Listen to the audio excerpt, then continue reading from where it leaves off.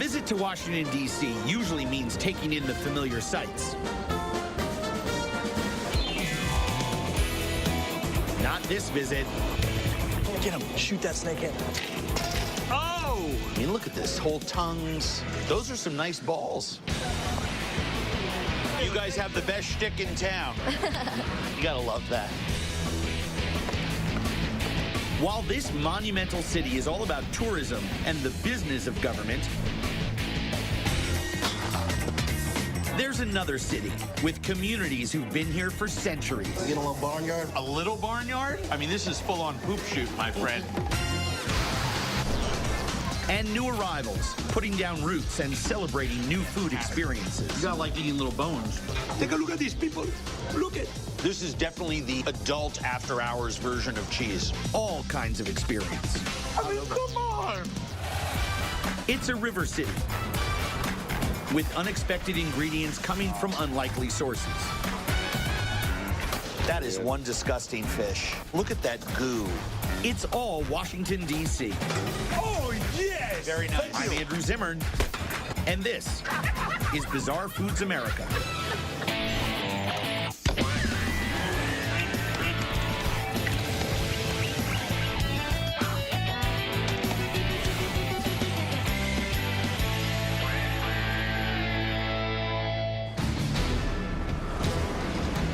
After midnight, less than an hour's drive from Washington's gleaming monuments, I'm in a hunting party, stalking the banks of the Potomac River for one of the ugliest invaders on the eastern seaboard. You see it, take a shot. Our quarry is a fish known as snakehead. That's a snakehead. Oh, yeah. John Rorapaw is the guy who brought me here. Oh. He's director of sustainability at ProFish, a Washington, D.C. fish and seafood distributor. Now that's a smell and a half. And an evangelist for the idea of fighting this invasive species by eating it. That is one disgusting fish. He is ugly and he is big. I first met John and some snakeheads at the ProFish loading dock. Two things you notice about snakehead: they drip, with a protective coating of mucus excreted through the skin. These are by far the slimiest fish I've ever dealt with. Yeah, this is just I mean, just look, it's like Vaseline dripping off that You can guy. see that. And they have a double row of razor-sharp teeth. I mean, this only looks like it's a 1/16 of an inch, but those will just rip your hands right open. I mean, you can feel it. It just, and then you have these little incisors in the front here. That's a scary fish. It is a very scary fish. And it's doing really well in our ecosystem.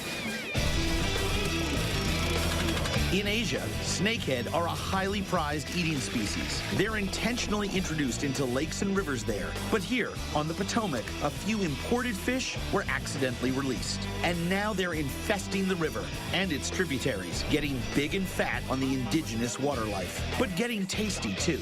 They did an invasive dinner at National Geographic with them. Everybody loved them. I said, all right, that's the big hurdle. And 2 years later, now we're getting 400 or 500 pounds in at a time. It's a tough job turning one of these things into fillets. Sharp teeth, slippery skin that's also thick and tough. With this one, there's an unexpected bonus: a roe sac inside. Fish roe is so beautiful. There's a little piece of connective tissue and just a sac that holds the eggs. Snakeheads spawn half a dozen times per year. Wow. Averaging 20,000 eggs per spawn. It's a motivation to find a use for all those eggs. Now, you can slit them open, rinse them in salt, dry them, and pack them and actually make snakehead caviar.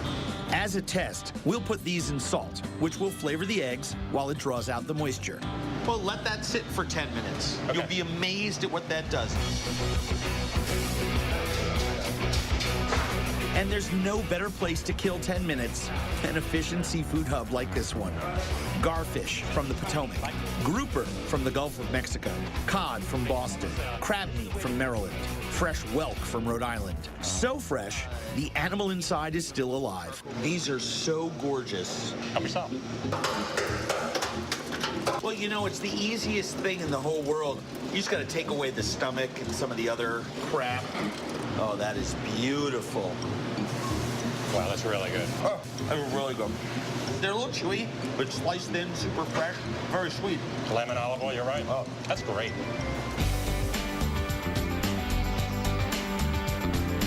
Just rinse some of that off. We've let our snakehead roe salt long enough. The salt has firmed it up. Come on. That's stupid good. Really good. You get that buttery fish roe flavor and then that little bit of salt, and then that buttery flavor comes back and just punches you in the nose. No fishiness. None, zero. Eating snakehead in any form is still a new idea around Washington, and the fish is raising its ugly head in some unexpected kitchens. Like this one at The Source. A Wolfgang Puck restaurant run by executive chef Scott Druno. Scott was one of the first local chefs to risk putting snakehead on his menu, where even he worried it would look a little out of place. At first, when he's like invasive species, snakehead, neither of those words sounds very appealing. Doesn't really scream fine dining. Yeah, it works very well for what we do. And the fish, I mean, it tastes great. There's no getting around it that if it didn't taste good, we don't want it. Tonight, he's got 2 snakehead dishes on his menu. An appetizer and an entree. The starter is oolong tea smoked snakehead. The fish is cured in tea and sugar, then cold smoked over smoldering oolong tea.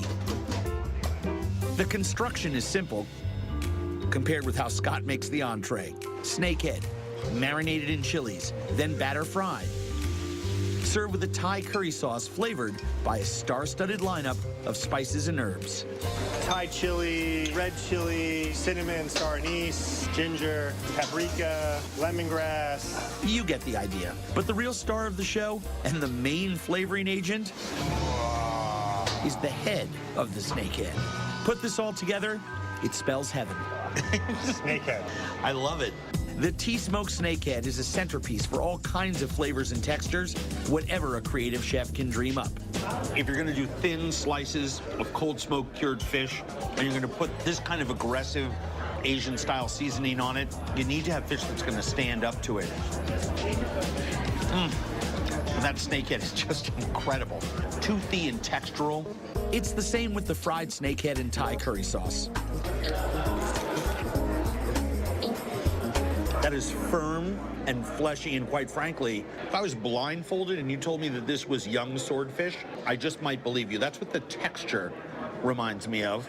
The curry sauce is incredible. The whole country should be eating this. That's delicious.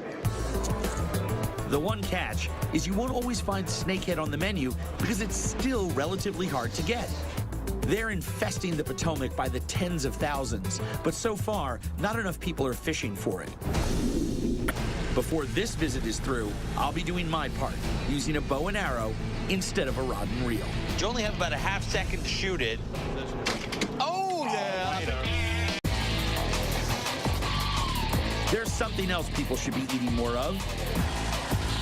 It's an invasive species that's chewing up the Potomac River, but we can retaliate.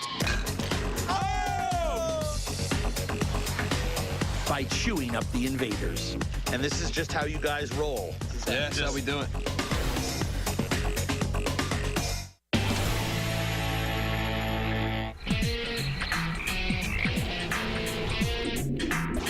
In the pre-dawn hours, I'm hunting snakehead along the shoreline of the Potomac River. We're about 50 miles downstream from Washington, D.C., helping to control a big, ugly, invasive species. I've already seen snakehead on ice and on a plate at a white tablecloth restaurant. Now I'm hoping to see and taste one that's fresh out of the water. The hunting is best when the tide is low, the water is shallow, and the fish are literally caught napping. We find that they move a lot during the day. They feed during the day, and at morning, at night, they kind of lay up in the hydrilla. They just kind of rest. Austin Murphy and Jesse Swan are experienced bow fishermen, happy to teach a beginner the finer points of hunting snakehead. So if I actually see one, the idea is to aim low. The deeper the fish, the lower you would want to aim. Also on board, my friend John Rorapaw and his friend Chad Wells. Chad's the chef at Alewife, a popular fish and seafood restaurant in Baltimore. There's one right there. He'll cook up tonight's catch for us. Whoops. If we catch anything. It's not unusual for Austin and Jesse to fish all night, even when they have to be at work the next morning.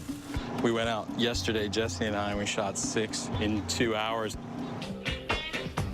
If you've watched a few episodes of this show, you'll know I can be a major league jinx when it comes to hunting or fishing. An offshore wind is stirring up sediment, making it harder than usual to see what we're looking for. So this canal is usually very productive. Let's hope we get some good clear water in there. We should be able to get some shots off. The lights off the water make it hard for the camera to show you, but with the naked eye, it's easy to spot a fish when we come across one. You just come across them and they're just sitting there. But you only have about a half second to shoot it. Go ahead, Andrew. Yep, see him? Go ahead, take the shot. Oh! Son of a bitch. But seeing one and hitting it are two different things. I thought I had that one. If you get the shot, take the shot. Where is it? Right there. Miss. Sad. Very sad. The guys have been very generous giving me a clear shot, but if we want fresh snakehead for dinner, someone else needs to take a turn. That's a snakehead. Right there, right there. Get him. Shoot that snakehead. Oh! My man, good shot. That's what you call a beautiful headshot. Very nicely done. About a 200, probably Yep. pounds. Yeah. Good shot, nice shot. On a bigger fish, that can be a bad shot because your heads get really hard. That is a beauty. Very exciting. First snakehead in the boat. First and only, as it turns out. With the first light of dawn, our odds of spotting another snakehead get smaller as the light reflecting off the water gets brighter. But we keep hope alive till the last moment, while Chad gets going on making breakfast out of our one and only kill. What are you going to make? I'm going to make this a morning? blackened snakehead sandwich. Blackened snakehead sandwich. Yes, sir. Chad's a good cook, but he's keeping this simple. Dredging the fish fillets in chili seasonings to grill and serve along with homemade condiments. So, dill guacamole, Yes, sir. toasted brioche bun, Uh-huh. blackened snakehead. Yep. Couldn't get any fresher. No. Flop it in the pan. Yes, Pickled sir. onions, chipotle slaw. Yep. And this is just how you guys roll. Yeah, that's Just- how we do it. All right.